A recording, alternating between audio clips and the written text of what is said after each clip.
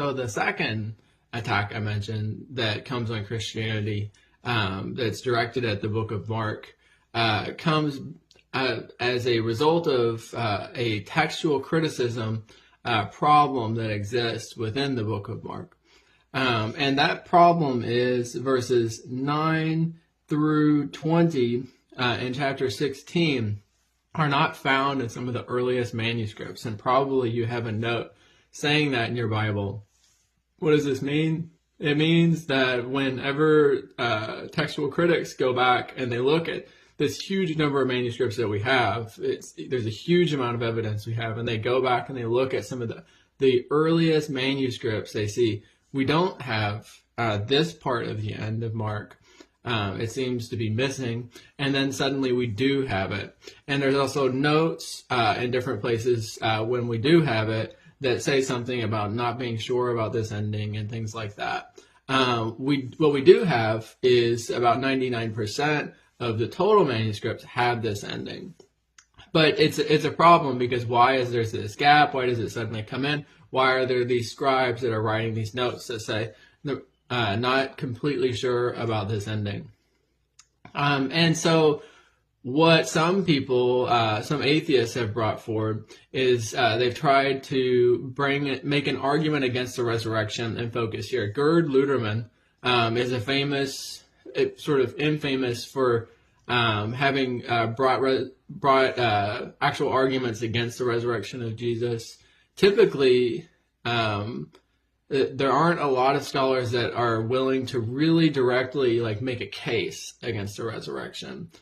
We see a lot more just kind of hand-waving and dismissiveness. But Gerd Luderman goes in and tries to make a case about how the resurrection of Jesus is not true and is sort of fabricated. And what he does is he says, see, in Mark, the real truth we have is from this earliest book, Mark. Again, he goes with the sort of majority opinion with scholars that Mark is probably the earlier of the Gospels, although not earlier by too much. But Mark is the earlier of the Gospels, and so because we don't have the appearances in Mark, if we don't have verses 9 through 20, and so if we don't have that, then he's saying that, see, it's Jesus never really appeared, and then that was later fabricated in some way.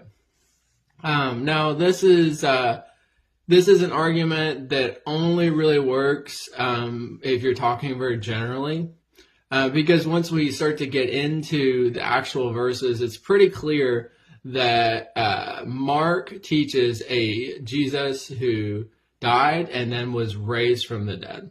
One thing we have is throughout the book of Mark, we have Jesus saying, I'm going to be raised again. And we talked about this following Peter's confession in chapter 8, chapter 8, verse 27. Then in verse 31, we see Jesus, he begins to predict his death and resurrection. He's told them that the Son of Man must suffer many things, be rejected by the elders and the experts of the law, and be killed, and after 3 days rise again. We then see this again in chapter 9, verses 30 through 32. We then see a third time in chapter 10, verses 32 through 34. So there is a very clear indication that Mark recorded. And again, Mark is likely recording Peter's words, that Jesus is saying, I am not only going to die, I'm going to be raised 3 days later. The disciples didn't understand it. But then what's even more convincing is what we do have, even if we were to take sort of the skeptic's case and say, well, we're just going to remove verses 9 through 20, we have within the part that we are confident about in chapter 16, 1 through 8, where we have this person who's sitting in a white robe within the tomb, and he says, do not be alarmed. So this is chapter 16, verse 6. Do not be alarmed. You're looking for Jesus of Nazareth, who was crucified. He has been raised. Here, he is not here. but look, there is the place where they have laid him. But go, tell his disciples, even Peter, that he is going ahead of you into Galilee. You will see him there just as he has told you. So there's a few things here. One is, it says very clearly, Jesus was raised. There's someone in Jesus' tomb. The stone has been miraculously rolled away. We have that even within this shorter ending of Mark. And we have that Jesus is going to appear before his disciples in Galilee, just as I have told you, he says.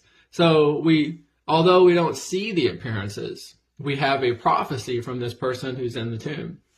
And this person is prophesying. He's not saying Jesus is going to be there and you'll find him if you go there. He's saying, go to Galilee and you will see him. He's giving a prophecy about what is going to happen. And so we see the appearances of Jesus prophesied, even if we take Mark ending with right there at verse 8. And so there's a very clear case that it isn't like Mark didn't know about the appearances. It isn't that Mark is trying to say, hey, those appearances didn't happen. He's clearly talking about the fact that Jesus is going to be risen from the dead and that Jesus is going to appear to his disciples. Secondly, when we go outside of Mark, because although Mark is known as a lot of scholars will accept that Mark is the earliest gospel, what a lot of scholars will also accept are the creeds within the Bible. And this is like 1 Corinthians 15, Philippians chapter 2. And the thing is, these creeds explicitly talk about the witnesses. At least 1 Corinthians 15, it lists out the witnesses. It talks about Peter appearing before the disciples, appearing before the 500, appearing before Paul. And so what we have before Mark, we have a clear definition of that Jesus had appeared to all these people after he'd risen from the dead. So the argument that because there's questions about these verses, that leads to kind of this conspiracy of developing this idea that Jesus appeared is silly. Mark clearly teaches a Jesus who is supernatural, who rose from the dead, and who was going to appear to other people. And we have clear evidence before Mark was ever written, and obviously this would have been part of Peter's preaching as well, is that Jesus, in fact, did appear to the disciples, that Jesus appeared to Peter, that Jesus appeared to Paul, that Jesus appeared to more than 500 people, that Jesus was appearing after his resurrection. So we have clear evidence outside of Mark, before Mark, and we have clear evidence within Mark that Jesus' resurrection was a huge part of Christianity. It wasn't sort of some later development.